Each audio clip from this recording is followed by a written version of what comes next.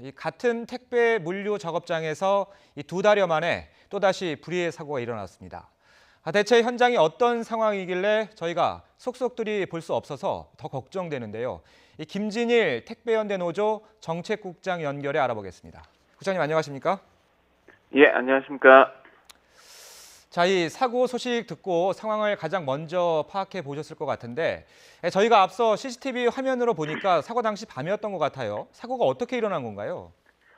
예, 택배 물품을 싣고 있던 하청업체 노동자가 자신을 향해 다가오는 트레일러를 피하지 못했고 예. 결국 트레일러 사이에 끼게 되어 병원에서 치료를 받던 중에 숨지게 된 것입니다.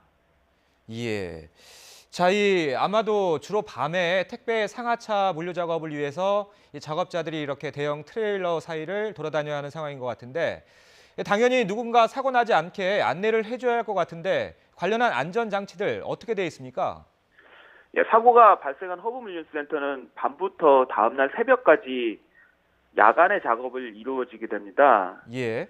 그러다 보니까 이제 조명도 어둡고 또 그 사고가 일어난 트레일러를 비롯해서 대형 차량이 주로 다니는데 그러다 보니까 신호수가 충분히 배치되어 유도를 해야 되는데 그런 부분이 안 되어 있던 거죠. 그래서 예. 한마디로 CJ 대한통운이 얼마나 노동자 안전 문제에 신경을 안 쓰고 있는지를 예. 잘 보여주고 있는 안타까운 사례라고 생각을 합니다. 예. 좀 이렇게 통제하는 그런 인력들도 없는 건가요, 현장에는?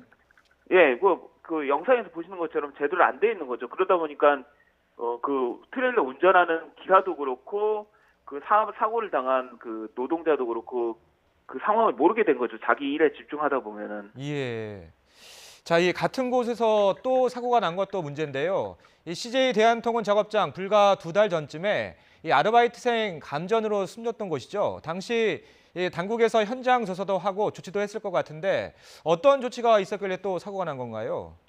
그러니까 8월에는 감전사가 있다 보니까 전기 설비 위주로만 안전성 조사가 진행된 거예요. 예. 근데 허브 물류센터에 많은 문제점이 있는데 이것에 대해서 종합적으로 검토하지 않은 거죠.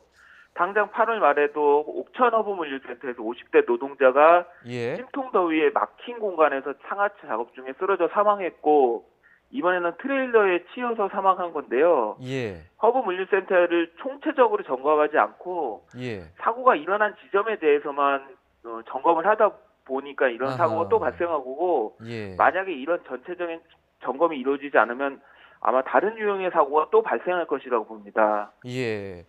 이 아마도 이런 위험한 작업 환경이 CJ만의 문제는 아닐 거란 생각이 드는데 이 전국에 이런 물류센터도 얼마나 됩니까?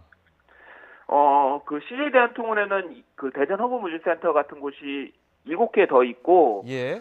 또 다른 문제는 많이 드러나 있지 않은데 택배 기사들이 근무하는 270여 개 되는 서브터미널 안전 문제도 심각합니다. 그러니까 서브터미널 같은 경우는 예. 고가도로 밑에 임시시설처럼 설치되어 있는 곳들이 많은데 예. 그러다 보니까 이제 지붕도 제대로 없어서 비바람에 노출되기도 하고 예. 전기시설도 미비해서 비가 오면 누전이 되는 등 대다수가 안전에 취약하여 여기도 언제라도 사고가 발생할 수 있는 위험성이 굉장히 다분합니다. 예. 자, 말씀하신 것처럼 이 택배 연대 노조에서는 이 택배 노동 환경 전반에 대한 조사를 요구하고 계시죠? 좀 자세하게 설명 부탁드리겠습니다.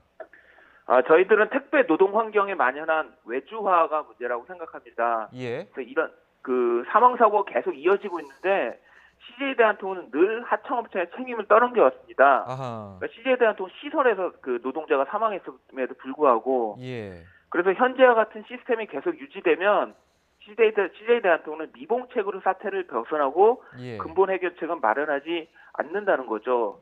그래서 저희들이 이번에 성명을 발표하면서 죽음의 외주화, 위험의 외주화라고 이렇게 표현을 했는데 이렇게 CJ 대한통운이 다단계 하청으로 광범위하게 외주화하는 구조를 개선하지 않는다면 사고는 계속 이어질 것이라고 봅니다.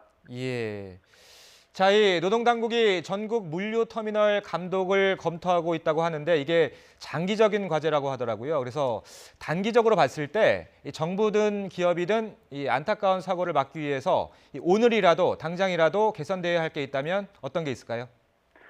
이 문제가 정말 심각한데 예. 정치권에서는 이 심각성을 인식하지 못하고 있는 것 같습니다. 그래서 당장 현장을 방문해서 실태를 살펴봐야 된다. 그러니까 이 그 느낌의 간극이 있는 거죠. 예. 그러니까 정부에서 노동청에서도 특별근로감독이 2차례나 실시됐는데 이 근본적인 해결책에 대해서는 이제 그 전체적인 총체적인 점검이 이루어지지 않고 있는 거고 예. 또 이 문제 당사자인 CJ대한통운 어떻게든 이 사태를 모면하려고 하기보다는 책임 있는 자세로 근본적 대책에 마련에 나서야 된다고 봅니다. 알겠습니다. 오늘 말씀 여기까지 듣겠습니다. 지금까지 김진일 택배연대노조 정책국장이었습니다. 고맙습니다. 네, 감사합니다.